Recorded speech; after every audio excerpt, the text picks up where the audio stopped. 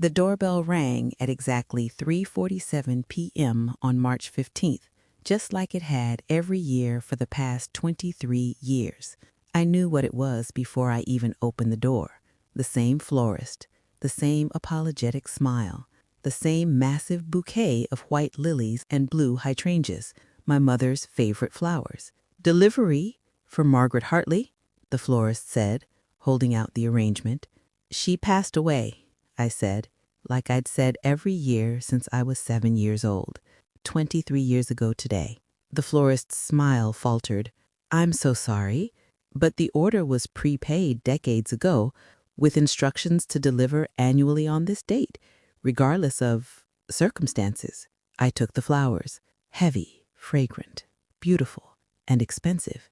Someone had paid a fortune to have these delivered every single year to a woman who'd been dead for over 2 decades. "There's a card," the florist added, then left before I could ask any questions. There was always a card. I carried the bouquet inside, set it on the kitchen table, and pulled out the small envelope tucked between the stems. My hands shook slightly. They always did, on March 15th, for 23 years. The cards had been the same, just 4 words in elegant handwriting. "I'm sorry. Forgive me." No signature, no return address, no explanation. But this year, when I opened the envelope, my breath caught. The message was different. "I'm sorry. Forgive me. I'm ready to explain. If you want answers, come find me." And below that, an address, 1247 Riverside Drive, apartment 3B, the same city, 20 minutes away. After 23 years of mystery, whoever had been sending these flowers was finally ready to talk. The question was, did I want to know? Let me tell you about my mother, Margaret Hartley, and why her death has haunted me for 23 years. She died on March 15th, 2002, when I was 7 years old. Car accident, they said. Single vehicle collision on a rainy night. She'd been driving home from somewhere, no one ever told me where, and lost control on a sharp curve. The police report said it was an accident. Wet roads, poor visibility, a moment of inattention. But even at 7 years old, I knew something was wrong. My mother had been acting strange for weeks before she died. Jumpy, distracted. She'd started locking her bedroom door at night. She'd stopped singing while she cooked, which she'd done every single day of my life up until then. And the night she died, I heard her on the phone. I was supposed to be asleep, but I'd snuck out of bed to get water. Her bedroom door was cracked open, and I could hear her voice, low and urgent. "I can't keep doing this," she was saying. "He deserves to know the truth. They both do." A pause. "I don't care about the consequences anymore. This has gone on long enough." Another pause. Longer this time.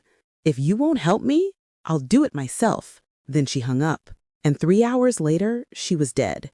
My father, David Hartley, raised me alone after that. He never remarried, never even dated as far as I knew. He worked as an accountant, came home every night at 6 p.m., made dinner, helped with homework, and tucked me in. But he never talked about my mother. Not really. Oh, he'd answer basic questions. Yes, she loved to garden. Yes, she had a beautiful singing voice. Yes, she loved me very much. But anything deeper? Anything about who she really was, what she cared about, what secrets she might have been keeping? Nothing. And every year on March 15th, those flowers would arrive. My father would take them, read the card, and his face would go completely blank. Then he'd put the flowers in a vase, throw away the card, and never mention them again. I asked him once, when I was 12, who was sending them? "Someone who loved your mother. That's all you need to know, Claire." But who? Why won't they tell us who they are? Some questions don't have good answers, Claire. Sometimes it's better to let the past stay in the past. But I couldn't let it go. Every year, those flowers were a reminder that there was something about my mother's death I didn't understand, some piece of the puzzle that was missing. My father died 2 years ago. Heart attack at 63. Sudden, unexpected. devastating. And with him went any chance of getting answers about my mother, or so I thought. Until today, until this card with a return address. I sat at my kitchen table for 3 hours staring at that card. 1247 Riverside Drive, apartment 3B. My best friend Jasmine came over after work. She took one look at my face and knew something was wrong. What happened? I showed her the card. Holy shit, she breathed. After all these years, they're finally ready to talk? Apparently. Are you going to go? I don't know. Jasmine sat down across from me. Claire, you've been obsessed with this mystery since we met in college. You've spent years wondering who's been sending these flowers. Now you have a chance to find out. What if I don't like the answer? What if you do? I looked at the flowers. White lilies and blue hydrangeas, my mother's favorites. Someone had remembered that for 23 years. What if it's dangerous, I asked. What if whoever this is had something to do with my mother's death? Then you bring me with you, and maybe a baseball bat. Despite everything, I laughed. I'm serious, Jasmine said. You don't have to go alone. But Claire, you need closure. You've needed it for 23 years. She was right. I knew she was right. Okay, I said. Tomorrow. We'll go tomorrow. Why not now? Because I need one more night to prepare myself for whatever I'm about to learn. That night, I couldn't sleep. I kept thinking about my mother, about that phone call I'd overheard, about the way my father's face would go blank every time those flowers arrived. What secret had been so big that someone had been apologizing for it for 23 years? The next morning, Jasmine picked me up at 10 a.m. We drove to Riverside Drive in tense silence. The building was older, well-maintained, in a quiet neighborhood near the river. The kind of place where retired people lived, where secrets could be kept for decades. We stood outside apartment 3B. Ready? Jasmine asked. No, but let's do it anyway. I knocked. Footsteps. Slow, careful.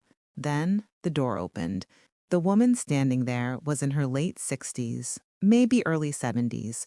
She had silver hair pulled back in a neat bun, kind eyes, and a face that looked like it had carried a heavy burden for a very long time.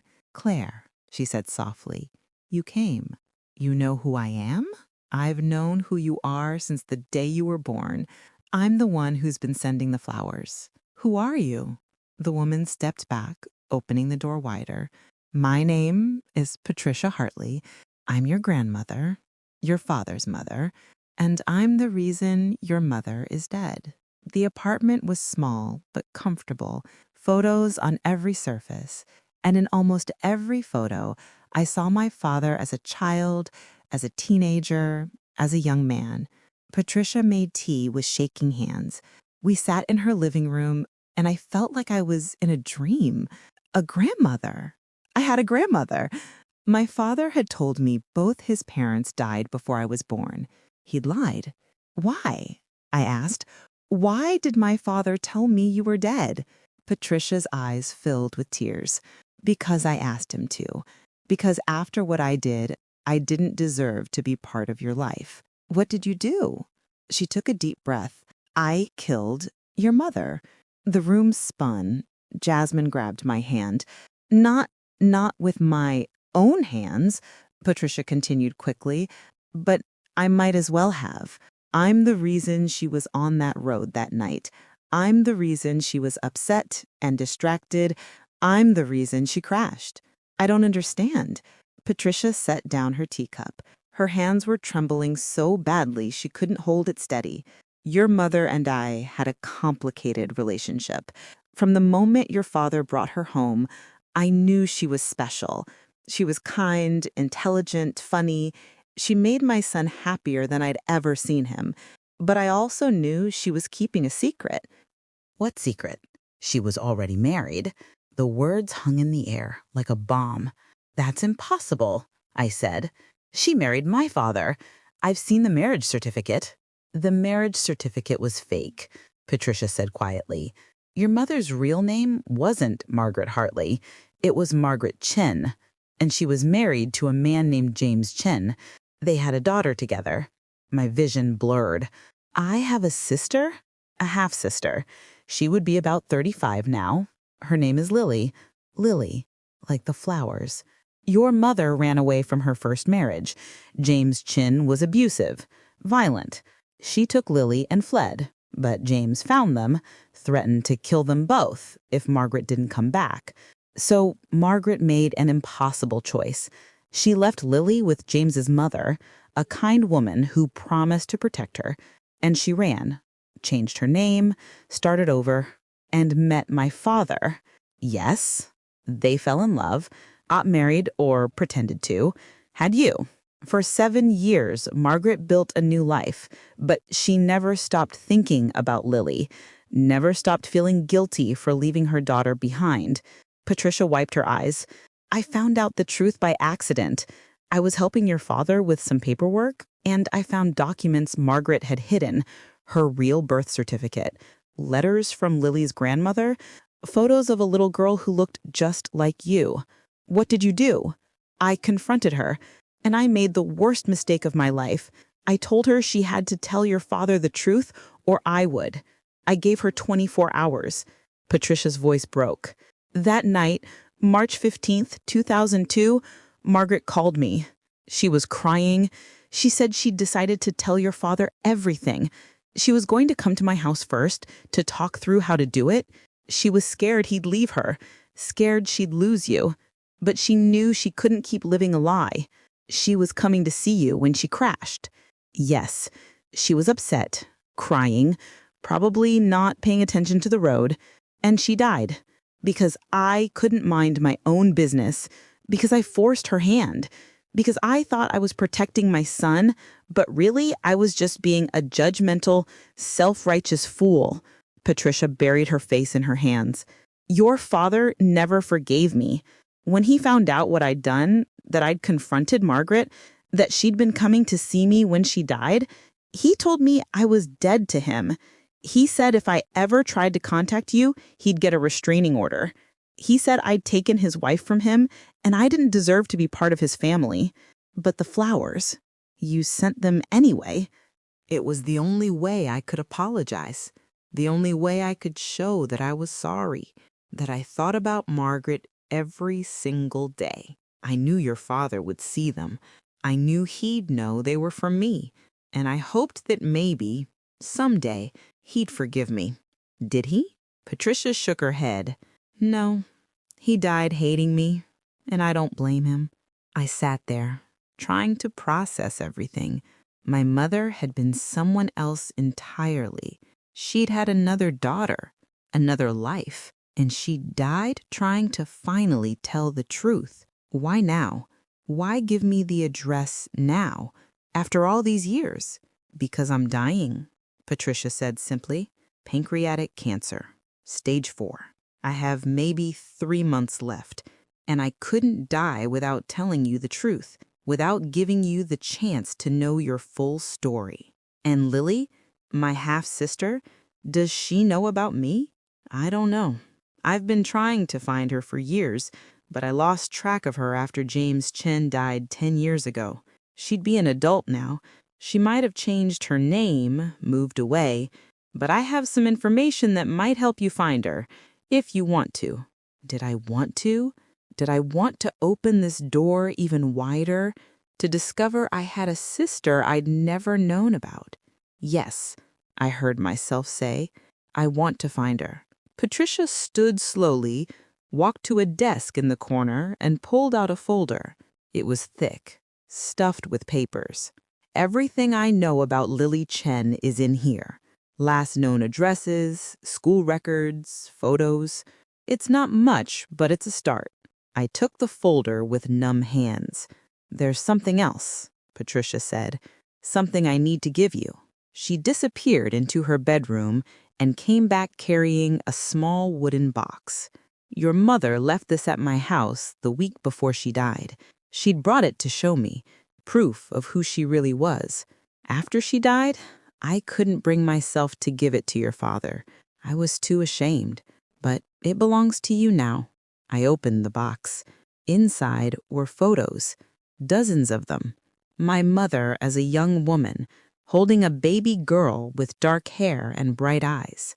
My mother and the baby at a park, at a birthday party, at the beach. My mother and Lily. There were also letters, handwritten, tear-stained, desperate. My darling Lily, I'm so sorry I had to leave you. Please know that I love you more than life itself. One day, when it's safe, I'll come back for you. I promise. Love, Mama. I looked up at Patricia, tears streaming down my face.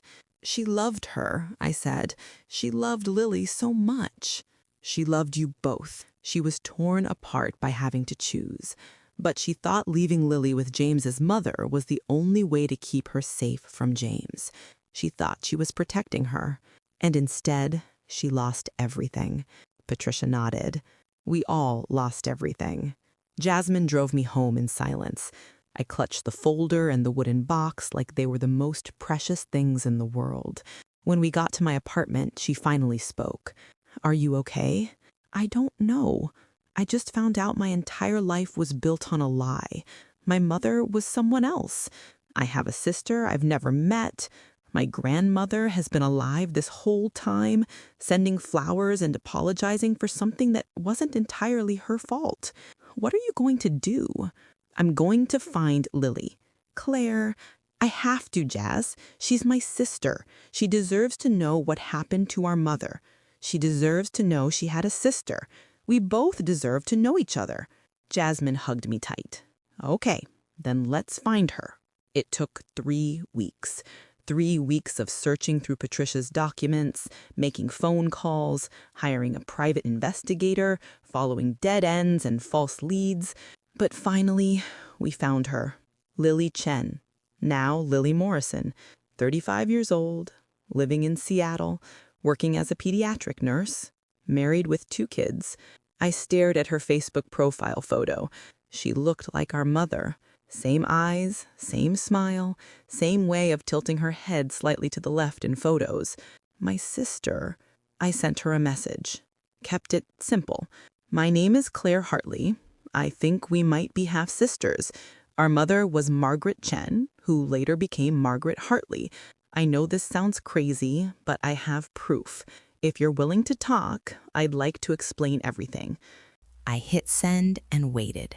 3 hours later, my phone rang. Unknown number. Seattle area code. Hello? Is this Claire? The voice was shaking. Yes. This is Lily. I got your message, and I think you need to know something. What? I've been looking for you for 15 years. We talked for 4 hours that first night. Lily told me her story. She'd been 3 years old when our mother left. She barely remembered her, just fragments. A woman with a beautiful voice, the smell of lilies, a lullaby sung in the dark. James Chen's mother, Lily's grandmother, had raised her. She told Lily the truth when she was 13, that her mother had run away to escape an abusive marriage, that she'd left to protect Lily, that she'd planned to come back someday, but she never did. I thought she had abandoned me, Lily said, her voice thick with tears. I thought she'd started a new life and forgotten about me. It wasn't until I was 20 that my grandmother finally told me the truth, that Margaret had died in a car accident. But she didn't know any details. Didn't know Margaret had remarried, had another daughter. She never forgot you, I said. I found letters she wrote to you, photos she kept. She loved you so much, Lily. Lily sobbed on the other end of the line. I've been searching for information about her for years, she said, trying to find out who she became after she left, trying to understand why she never came back. And now I find out I have a sister, that she built a whole new life, that she died trying to tell the truth. I'm sorry, I said. I'm so sorry you went through all of that alone. I'm sorry you lost her when you were so young. We cried together. 2 sisters, separated by 23 years of secrets and lies, finally connected by the truth. Will you come visit? I asked. I have so much to show you. Photos, letters, stories. And there's someone you need to meet. Who? Our grandmother, Patricia. She's the one who's been sending the flowers all these years. She's dying, Lily, but she wants to meet you before she goes. There was a long pause. She knew about me? She knew everything. And she spent 23 years trying to make amends for her part in what happened. I'll come, Lily said. I'll fly out this weekend. That Saturday, I picked Lily up from the airport. We recognized each other immediately. Same eyes, same smile, same way of standing with our weight on our left foot. We hugged like we'd known each other our whole lives. You look like her, Lily said, touching my face. You look so much like Mom. So do you. We drove to Patricia's apartment. My grandmother was in a wheelchair now, the cancer eating away at her strength. But when she saw Lily, her face transformed. "Oh my God," she whispered. "You're Margaret's daughter. You're Lily." Lily knelt in front of the wheelchair. "You're the one who's been sending the flowers for 23 years. I'm so sorry, Lily. I'm so sorry for what happened to your mother, for my part in it, for all the years you spent not knowing the truth. It wasn't your fault," Lily said. "You didn't make her crash. You didn't make my father abusive. You didn't create the impossible situation she was in. You were just trying to protect your son." Patricia started to cry.